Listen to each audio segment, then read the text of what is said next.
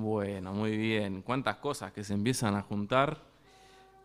Navidad, ya se viene fin de año, mi cumpleaños mañana, muchas cosas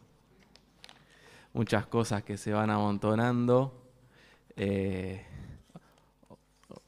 Hoy no sé si no es el cumple de Miriam Gilardoni, mirá, que yo me acuerdo de los cumpleaños de diciembre, porque como ayer fue, también el de mi tía, Claudia fue ayer. Bueno, ¿qué vamos a hacer con estas hojas que no se quieren quedar quietas? Por algún lado las vamos a poner, bueno, no importa. Bueno, vamos a leer hoy en Hechos 2, ¿sí? Creo que me voy a poner los anteojos porque adivino caras en el fondo. Ahora sí, ahora los veo más lindos a todos, muy bien. En HD. Muy bien, vamos a ir a Hechos 2. Vamos a ir a Hechos 2, vamos a hablar de un gran capítulo de la Biblia. No lo vamos a ver en su totalidad, ¿sí? Hoy vamos a hablar un poquito de las circunstancias y de un poco de lo que pasó. Después hay un gran discurso ahí que hoy no lo vamos a ver, porque ya es como para hacer 1 o 2 mensajes de ese discurso. Así que vamos a orar otra vez, ¿sí? Vamos a orar otra vez y pedir que el Señor nos hable y empezamos con la lectura. Padre que estás en el cielo, te damos gracias porque nos acercas tu palabra, Señor, este libro que tiene más que historias, Señor, que tiene más que consejos, Señor, que puede plasmar la persona del Señor Jesucristo en nuestro carácter, Señor, en nuestras vidas. Señor, quisiéramos tener corazones dóciles para escuchar tu palabra, Señor, dar lugar al Espíritu Santo, que nos hable Él, Señor, más allá de cómo lo pueda expresar. Yo, Señor, te pido que nos hable el Espíritu Santo, que es el que nos guía y el que nos enseña, Señor, y el que inspira esta palabra que vamos a leer, Señor. Te pido para que nuestros corazones puedan estar acá, presentes, nuestras mentes concentrados acá, conectados acá, y poder recibir de tu presencia, Señor, ese mensaje de aliento y de corrección que vos tenés preparado para nosotros. Oramos en el nombre del Señor Jesús. Amén. Muy bien, para entender un poquito lo que va a pasar en este capítulo, en el capítulo anterior, Lucas, el escritor, estaba haciendo un resumen de lo que había pasado en el momento que Jesús tiene que partir al Padre otra vez y encarga a sus discípulos algunas cosas. Entre esas, dice en Hechos 1, 4, 5, y estando juntos, les mandó que no se fueran de Jerusalén, sino que esperasen la promesa del Padre, la cual les dijo: oísteis de mí, porque Juan ciertamente bautizó con agua, mas vosotros seréis bautizados con el Espíritu Santo dentro de no muchos días.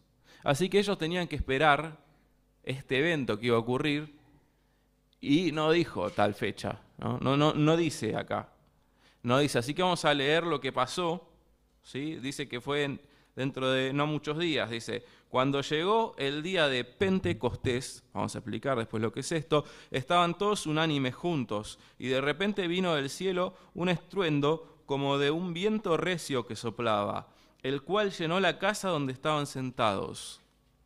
Y se les aparecieron lenguas repartidas como de fuego, asentándose sobre cada uno de ellos. Y fueron todos llenos del Espíritu Santo. Y comenzaron a hablar en otras lenguas, según el Espíritu les daba que hablasen. Moraban entonces en Jerusalén judíos, varones piadosos, de todas las naciones bajo el cielo. Y hecho este estruendo, se juntó la multitud y estaban confusos, porque cada uno les oía hablar en su propia lengua. Y estaban atónitos y maravillados, diciendo: mirad, ¿no son galileos todos estos que hablan? ¿Cómo pues les oímos nosotros hablar cada uno en nuestra lengua en la que hemos nacido? Partos, medos, elamitas y los que habitamos en Mesopotamia, en Judea, en Capadocia, en el Ponto y en Asia, en Frigia, en Panfilia, en Egipto y en las regiones de África, más allá de Cirene, y romanos aquí residentes, tanto judíos como prosélitos, cretenses y árabes. Les oímos hablar en nuestras lenguas las maravillas de Dios, y estaban atónitos y perplejos, diciéndose unos a otros, ¿qué quiere decir esto? Mas otros, burlándose, decían, están llenos de mosto, o sea, están borrachos, ¿no? El mosto es un vino muy dulzón y entrador, que evidentemente ellos era lo que pensaban que habían tomado. Así que acá tenemos este panorama. Esto es lo que pasó. Lo primero que tenemos que explicar es qué es Pentecostés, ¿no? Hay gente que piensa que Pentecostés es una religión. No, Pentecostés, a veces te dicen, vos sos cristiano, vos sos Pentecostés, te dicen. No soy ni evangelista ni Pentecostés, ¿no? Pero son cosas que hay que explicar. ¿Qué era Pentecostés? Bueno, Pentecostés viene de la palabra 50, Pentecostés, ¿sí? Significa 50 días. Cuando Jesús muere, ¿qué fiesta importante está ocurriendo? Pascua. Bueno, el Señor resucita al tercer día y la Biblia nos cuenta en el libro de Hechos justamente que estuvo 40 días apareciendo a los discípulos y estuvo compartiendo cosas con ellos. Y nosotros sabemos que entre la Pascua y Pentecostés hay 50 días, de ahí viene el nombre, ¿sí? 50 días, a los 50 días de la Pascua festejaban otra cosa ellos. Festejaban el momento de cosechar el trigo, ¿sí? El trigo era obviamente algo importante. En la Pascua se cosechaba la cebada, que era otro cereal más común, más pobre, más barato. En el trigo era de mayor calidad y se festejaba la provisión de Dios y se llevaba al templo los primeros frutos, una parte de todo eso que ellos habían cosechado o que estaban cosechando y que iba a rendir ese campo, lo llevaban al templo. Y otros que no se dedicaban a la agricultura llevarían lo equivalente en dinero o lo que fuere, ¿no? Eso pasaba 50 días después de la Pascua. Así que sabemos que Jesús en Pascua muere y resucita, pasan 40 días con los discípulos y Él le dice, dentro de no muchos días van a recibir el bautismo del Espíritu Santo. Así que más o menos hacemos una cuenta y decimos, si pasaron 40 días, en máximo 10 días pasó esto, después de que el Señor ascendió. Por ahí 7, no sabemos. Pero más o menos eso. Y ellos estaban, como el Señor les dijo, todos juntos, perseverando, cuando viene el Espíritu Santo, ¿sí? El bautismo del Espíritu Santo. Así que esto no es casualidad, ¿sí? Tiene un paralelismo acá con el tema de traer las primicias. ¿Pasó algo? Muy bien. Traer las primicias y esto de decir los primeros cristianos, los que van a escuchar este mensaje que después viene, después de todo lo que leímos, eran las primicias de toda la obra evangelística que había hecho el Señor durante 3 años y todas estas personas que se van a convertir. Y también es símbolo de la provisión de Dios, que ellos agradecían por el trigo, bueno, pero esto de la provisión del Espíritu Santo, ¿sí?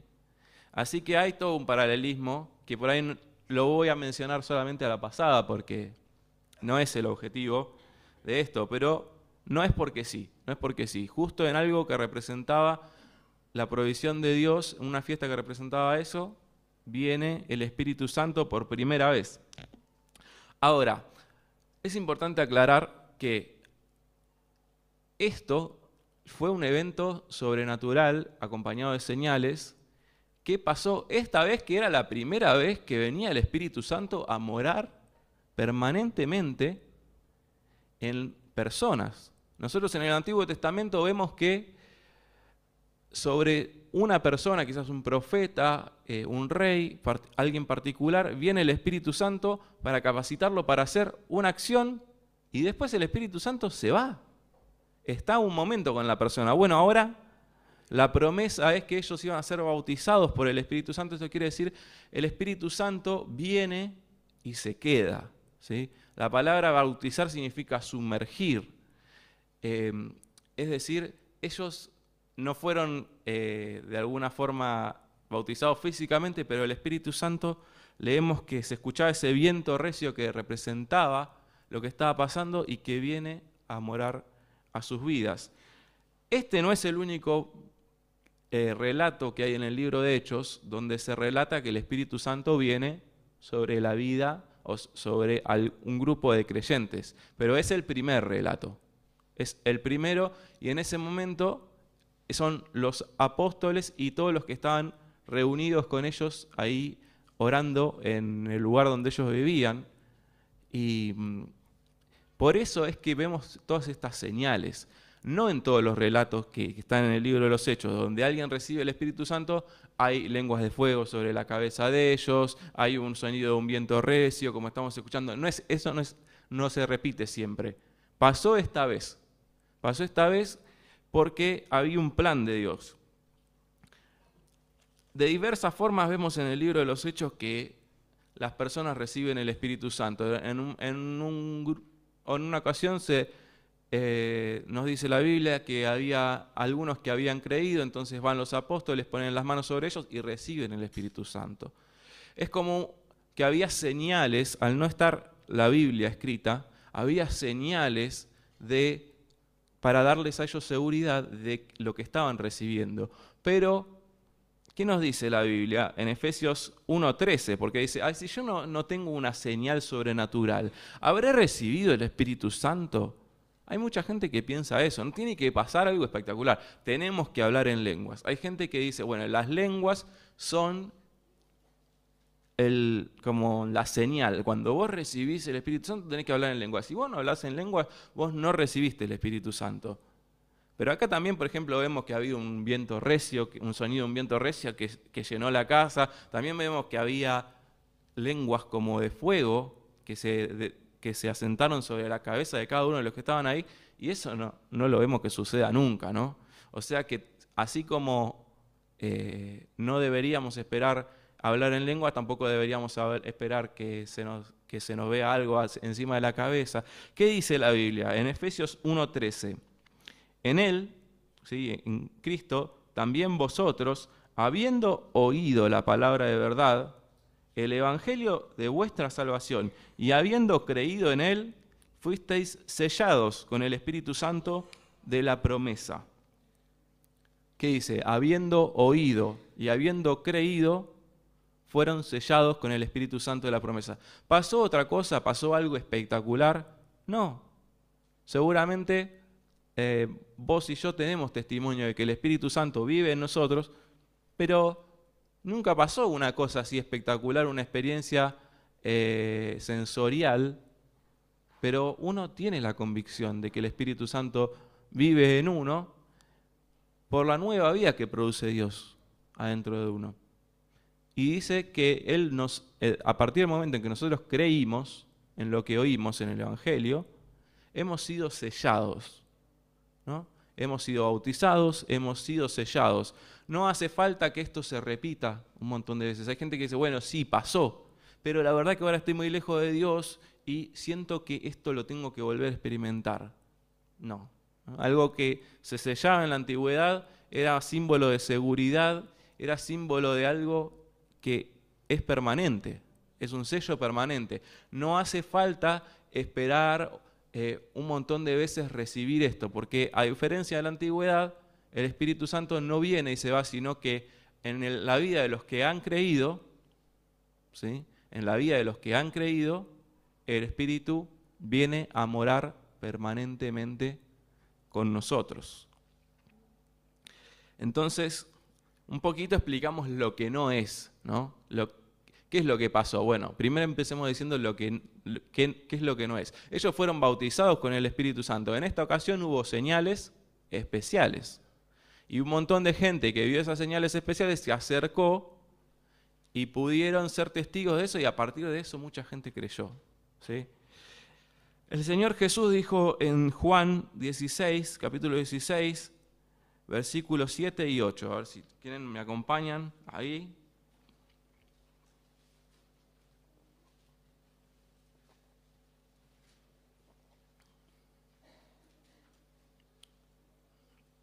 Dice así: pero yo os digo la verdad, os conviene que yo me vaya, porque si yo no me fuera, el Consolador o el Ayudador, que es el Espíritu Santo, no vendría a vosotros, mas si me fuere, os lo enviaré, y cuando Él venga, convencerá al mundo de pecado, de justicia y de juicio. Y el versículo 12 dice: pero cuando venga el Espíritu de verdad, Él os guiará a toda verdad, porque no hablará por su propia cuenta, sino que hablará todo lo que oyere, y os hará saber las cosas que habrán de venir. Y muy importante, dice: Él me glorificará, porque tomará de lo mío, y os lo hará saber. Entonces acá vemos que el Espíritu Santo se lo llama el Espíritu Consolador, el Espíritu Ayudador. En la palabra original no tiene traducción al castellano, pero significa alguien que es llamado para estar al lado. Está llamado para estar al lado tuyo. Pero mucho mejor, quizás tampoco se puede expresar con esa palabra, está llamado para estar adentro nuestro, ¿no? Él es un ayudador, es el Espíritu que nos capacita para atravesar y para las situaciones que nos toque atravesar y para poder hacerlo de una forma que honre a Dios, ¿no?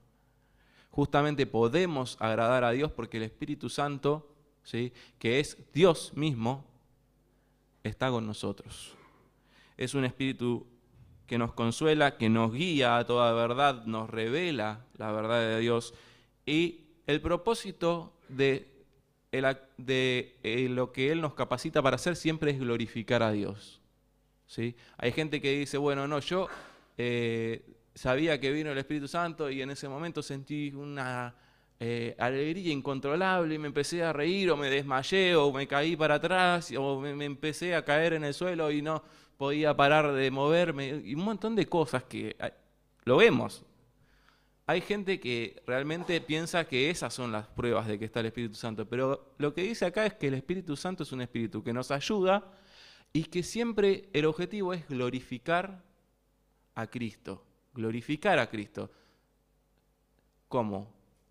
Capacitándonos para hacer cosas que lo honren. Si yo me empiezo a reír acá o si me caigo para atrás, no creo que con eso esté glorificando al Señor.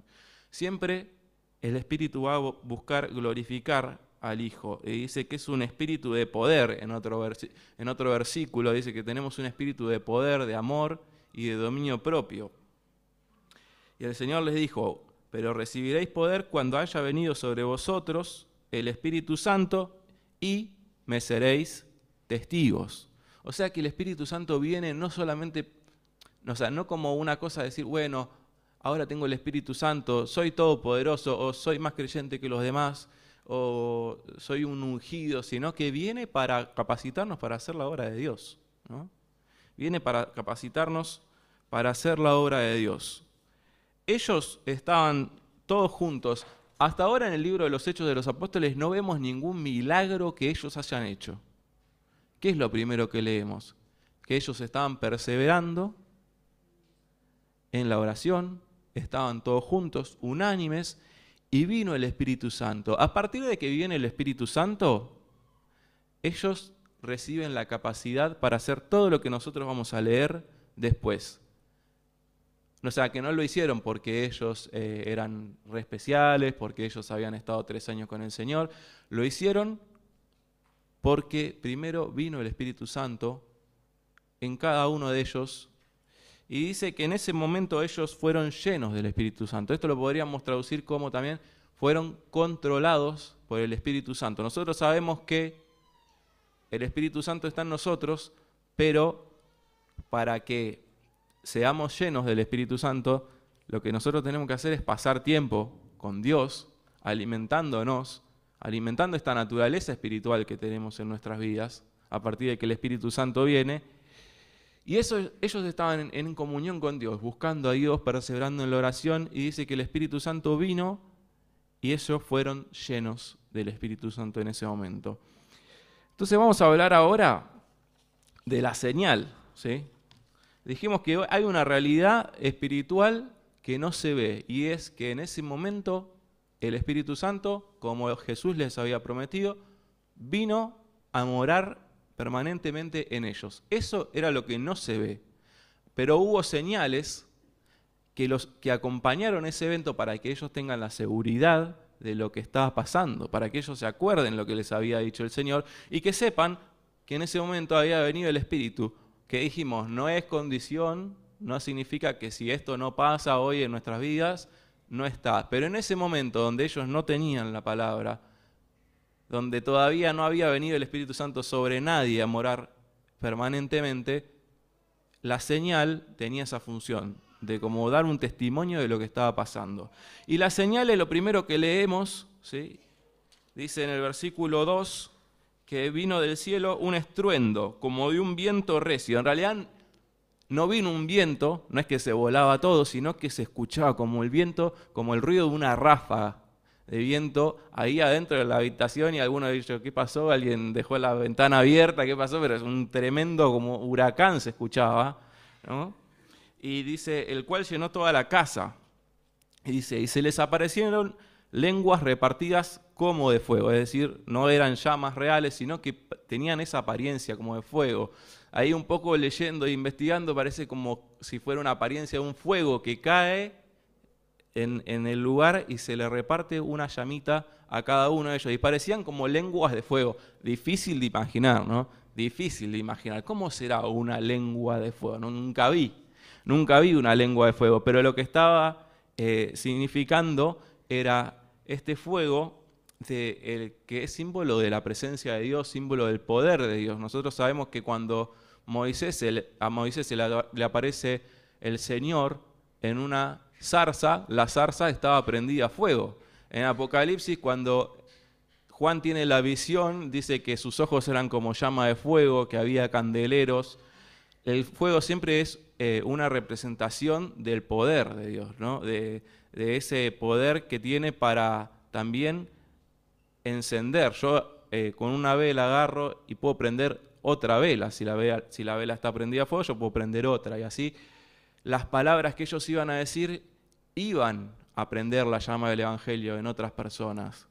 Era todo un simbolismo. Y las lenguas, seguramente representando esta capacidad que vino sobre ellos para empezar a hablar lenguas que eran lenguas reales, como decía la gente, mirá, yo soy de, qué sé yo, soy, como dice acá, partos, soy medo, elamita, yo soy de Elam, y estoy escuchando que este está hablando de elamita, pero él no es de Elam.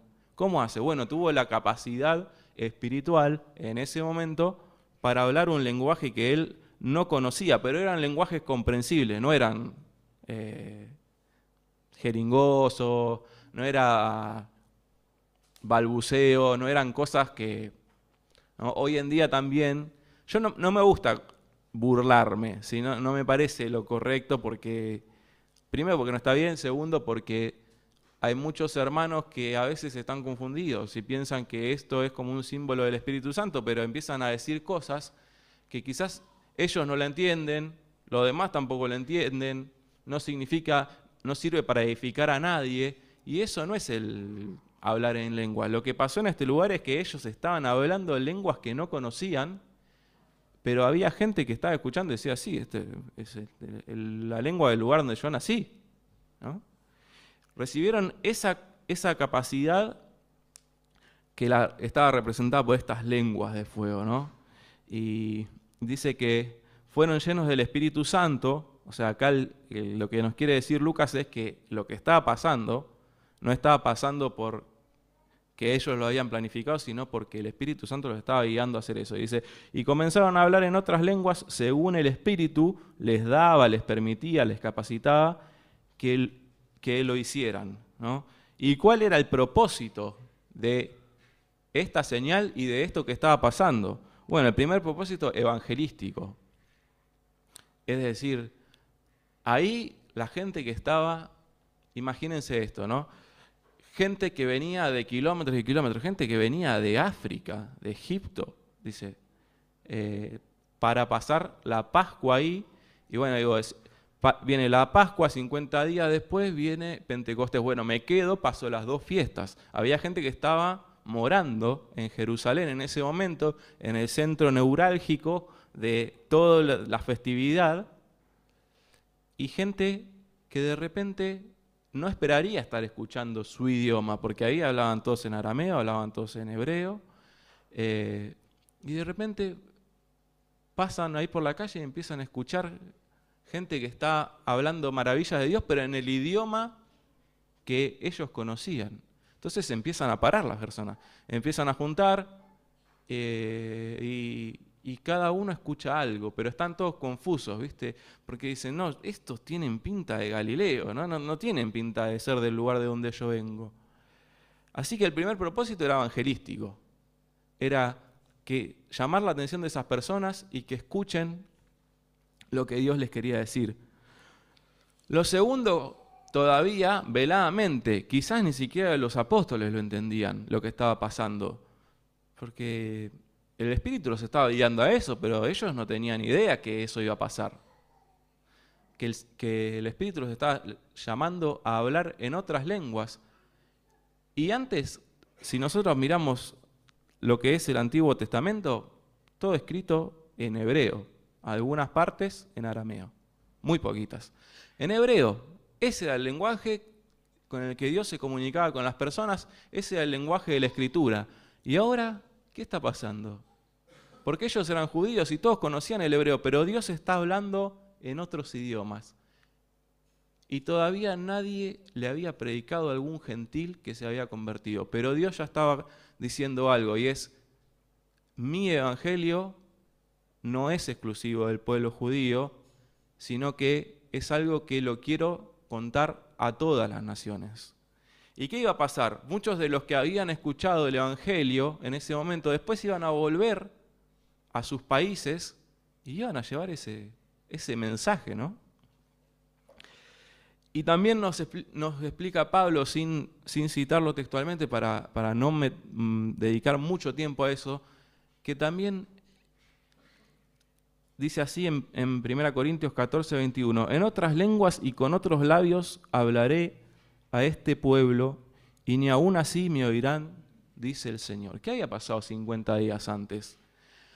El pueblo de Israel había rechazado a su Mesías. Jesús sí había venido, les habló en el lenguaje que ellos conocían, estuvo caminando por sus calles y les dijo, vayan a Jerusalén, ¿no?, a Samaria y hasta lo último de la tierra. Pero primeramente al judío, primeramente al hebreo. Pero ahora ellos habían rechazado a su Mesías. Así que también era una señal de que ellos habían rechazado a su Mesías y Dios estaba abriendo la posibilidad a otros que se puedan sumar, a otros que ellos dirían, ¿quiénes son estos?, ¿no? Imagínense, a los discípulos de Jesús les decían, estos son galileos, estos son pueblerinos, Galilea de los gentiles, decían ya, ¿no? En Galilea había judíos, Pedro, Juan, eran judíos de verdad, pero eran como judíos de segunda, porque en el lugar donde ellos vivían, también vivían gentiles. Estaban medio mezclados con los de Siria, que estaban ahí en el norte, bueno, eran medio de segunda, ¿no? No eran tan educados, no estaban tan formados en la religión. Imagínense qué sería un judío que viene de Elam, un judío que viene de Egipto.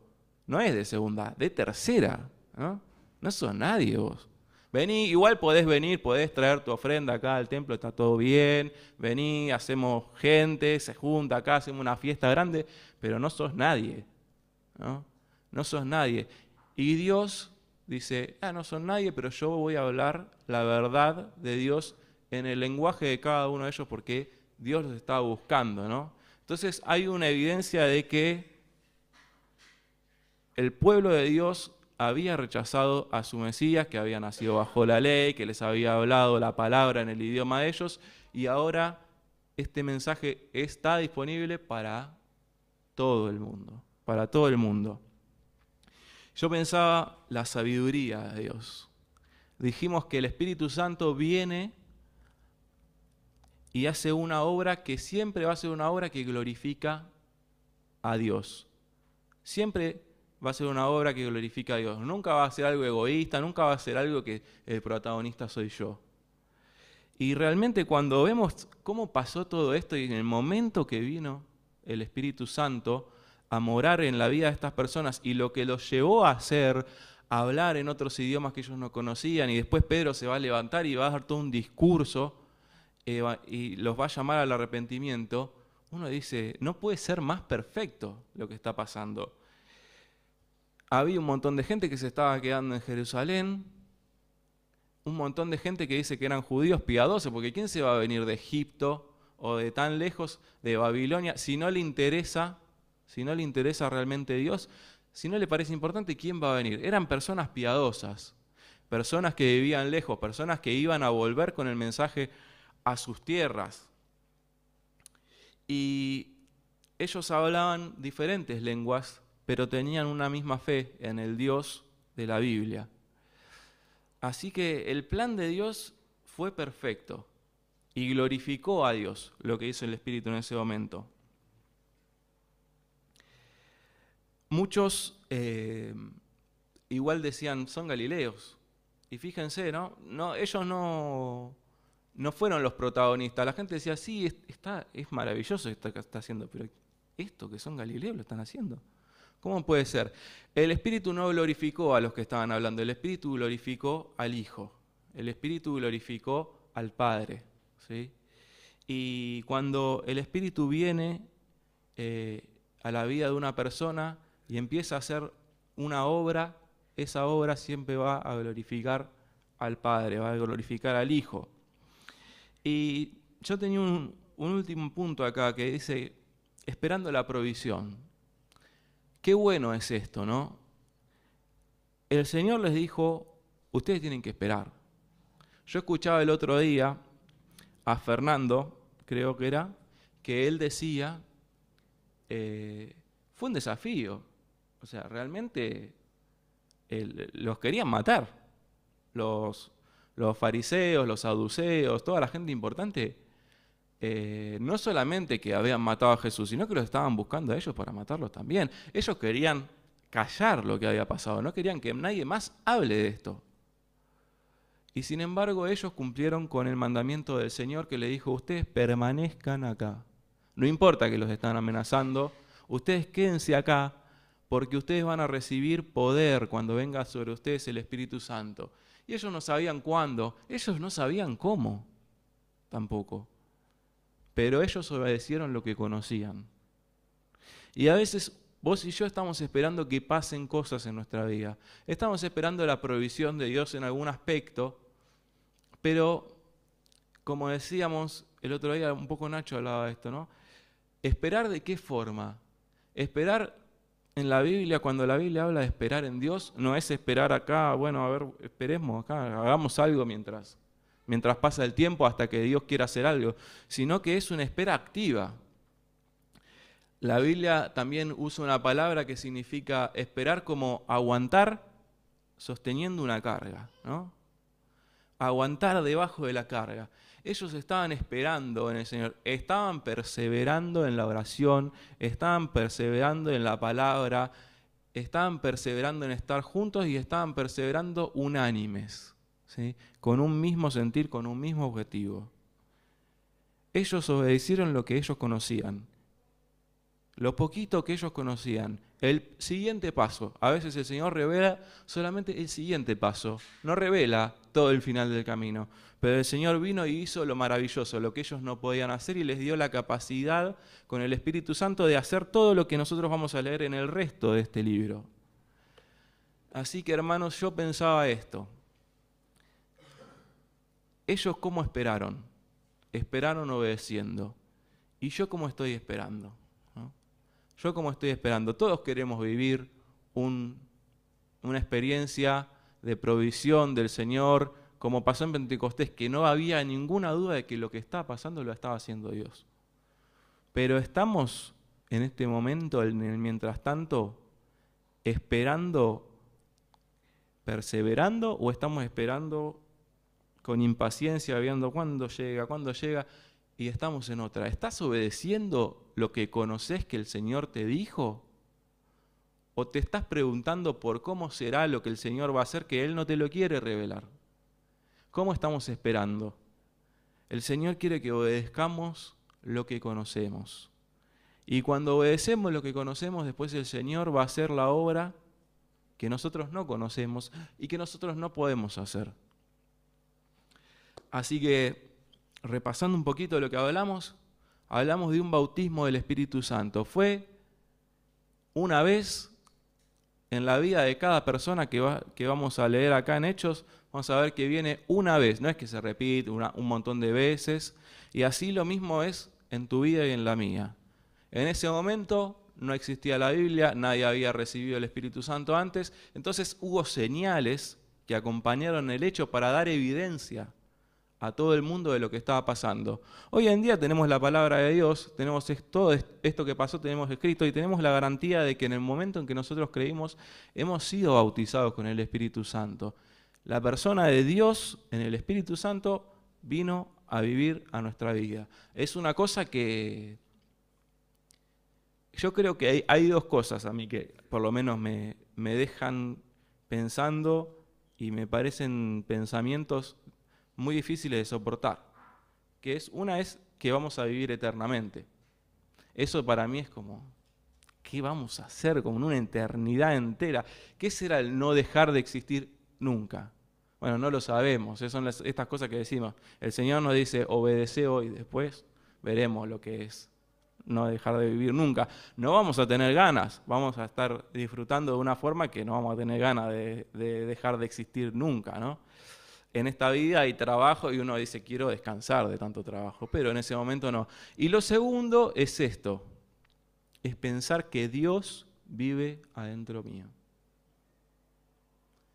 Me quita un poco de paz, me da un poco de paz y me quita un poco de paz, porque digo, todo lo que yo estoy haciendo, el Señor va conmigo y es testigo, ¿no? Digo, ¿puedo hacer esto con la tranquilidad que Dios está adentro mío? Y quizás está desagradando de lo que estoy haciendo, de lo que estoy pensando.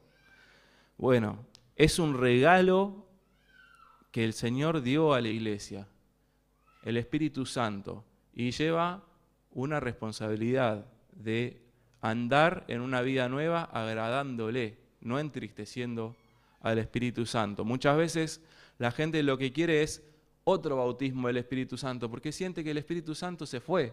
Y la verdad que no se fue, pero está apagado, está entristecido por muchas cosas que hacemos que lo desagradan, que van en contra de su voluntad, porque el Espíritu Santo no es ni un fantasmita, no es ni un poder, una fuerza sobrenatural, es la persona de Dios viviendo en nosotros y se ofende, se entristece, ¿no?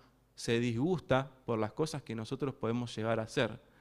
Así que es espectacular lo que pasa, ¿no?, en la vida del creyente. A veces no tenemos fe en lo que Dios puede hacer en nuestras vidas y nos olvidamos que Dios vive adentro nuestro. ¿Qué es lo que no vamos a poder hacer si Él vive adentro nuestro? Es una realidad, el bautismo del Espíritu Santo no es algo que te tiene que pasar un montón de veces, es algo que te tiene que pasar una vez si realmente creíste en el Evangelio. Segundo punto, había una señal. En ese momento había una señal que acompañó eso, pero como dijimos, era una señal porque era la primera vez que pasaba, porque era gente que no conocía de la Escritura muchos, para que tengan la seguridad de lo que estaba pasando. Cuando vino el Espíritu Santo, lo que los capacitó a hacer para hablar en lenguas no fue porque sí. Tenía un propósito evangelístico, un propósito de glorificar a Dios. Y cuarto, me quedaba pensando en eso, ¿no? Está buenísimo, todos queremos un Pentecostés, hay gente que hasta dice que es pentecostal, de tanto que le gusta esto que pasó, ¿no? Todos queremos una experiencia, queremos la provisión de Dios, queremos ver cómo Dios abre el mar rojo, queremos ver cómo Dios hace caminos donde no lo hay, pero el Señor nos llama a obedecer lo que conocemos. Ellos estaban perseverando. Y por último, hermanos, una cosita, un detalle, pero es, el Señor estuvo con ellos 40 días y apareció un par de veces. Una vez apareció y había un apóstol que no estaba, Tomás, no estaba. Otra vez apareció y fue a buscar a dos que estaban entristecidos y se estaban yendo para Emaús, lejos, ¿no? Se habían olvidado que el Señor les había dicho que iba a resucitar. Y otra vez fue a buscar a Pedro, que se había ido con 6 discípulos, se habían ido a pescar. Dijo, yo voy a volver a hacer lo que sé, ¿no? Pero esta vez vino el Espíritu Santo y estaban todos juntos, ¿sí? Así que no solamente se trata de obedecer y de perseverar, sino de que no somos llaneros solitarios y no es, bueno, yo obedezco a Dios, pero obedezco por mi cuenta. El Señor nos llama a estar juntos, unidos, esperando lo que Él va a hacer. Cuando nosotros estamos juntos, orando, obedeciendo lo que conocemos. Hermanos, oramos y terminamos. Padre que estás en el cielo, te damos gracias, Señor, por tu Espíritu Santo, Señor. Este mensaje nos hace pensar en Él, Señor, en la persona de tu Espíritu Santo que vive en nosotros, Señor.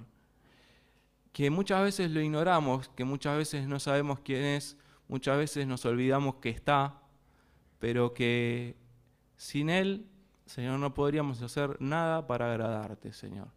Te damos gracias porque Él vive, Señor. Él vino a reemplazar a tu Hijo y hoy podemos tener una comunión íntima, Señor, con Él. Y Él nos acerca a vos, pones tus pensamientos en nuestros corazones, tus intenciones, cambia nuestra forma de ser, Señor. Te damos gracias, Señor. Te damos gracias porque este es, Señor, la provisión que vos diste para la iglesia y el que nos capacita, Señor, para hacer cosas que oído, Señor, no yo ni ojo ha visto, Señor. Te damos gracias por esto, Señor, y sabemos que tu Espíritu quiere llevarnos a obedecer, Señor, quiere llevarnos a ser más parecidos, Señor, no quiere llevarnos a hacer cosas espectaculares, quiere llevarnos a tener un carácter más como el de Jesús, Señor. Te pido que nosotros podamos pensar en lo que escuchamos hoy y aceptar este desafío, Señor. Oramos en el nombre del Señor Jesús. Amén. Carlos Rogati, ¿sí? No sé si